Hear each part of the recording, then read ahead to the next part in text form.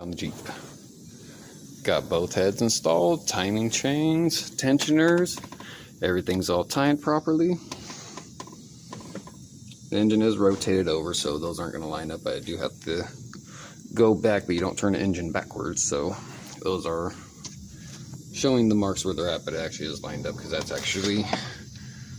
supposed to be a little bit over back that way. But everything lines up perfectly fine. I rotated over 4 times, no valves touched. Everything lined back up. All the head bolts are in. Everything's all torqued down. I just gotta put the timing cover, all the shit on the side, and start reassembling, and this thing will be done today. That's a little update. I hate these, like legitimately. They say you need a timing chain kit to do it, which is true if you're trying to leave the valve cover, or not valve cover, but the timing cover on. If you pull the timing cover off, you don't need any of those special tools. Those actually line up perfectly well. Those line up perfectly well. You can put the chain on and line up the, where the hell are they? Already rotated. You can line up that mark and the other mark that's up over here with those 2 spots right there.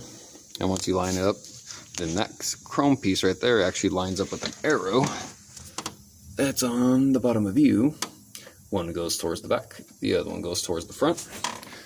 So you line up the 2 black chain links right here, line up that gold one down on the bottom. As long as all that lines up, when you pull the tensioner, it'll be set. But the way they designed it, I swear it's stupid. You have to take one of these cam gears off to get these tensioners in, both of them, and to get the chain lined up either on that gear or one of these gears. And if you look through the procedure, it doesn't say that.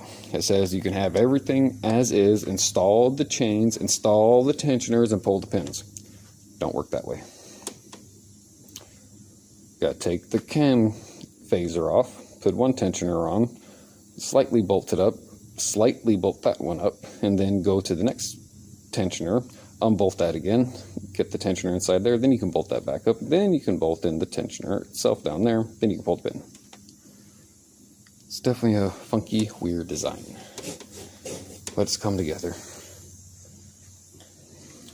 The rest of the parts I got to do, intake manifold, gaskets, and all that, but I actually just installed all of these not too long ago when I did the oil cooler, so if they're bad, I'll replace them, but more than likely I can still reuse them. New valve cover gaskets, with spark plug grommets, water pump gasket, water pump, exhaust, gaskets. This is all the extra shit. There's no point in swapping out any of these gears because it had no wear on them. And none of it was stretched, all of it was still in spec, so there's really no point in dropping the oil pan just to do that when everything else is perfectly fine. And by talking to the customer, they're probably gonna get rid of it later on down the road. They're just gonna drive it for right now, find something they like, and then they're gonna kick it to the curb. But it's fixed right, it'll be done properly, and it'll last, it'll be reliable. Won't have that bullshit happening again. But it's a little update of what's going on. Oh, then here's the info.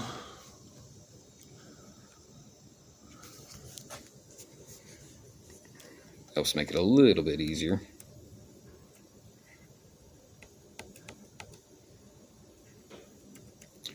When you go through it, they don't tell you you have to pull the oil pan to do the oil pump gear, the idler gear, and all the other stuff, and the oil pump chain. But when you start looking at it, there's no way of getting that shit off unless you actually drop the oil pan. And this is the most goofiest layout ever. See, line up those marks.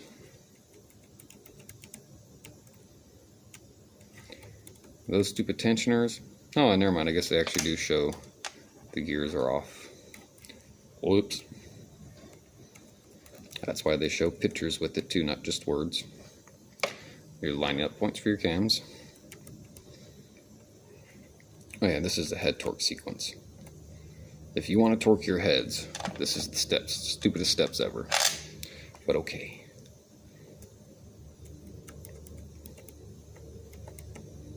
That's your order to tighten down the head.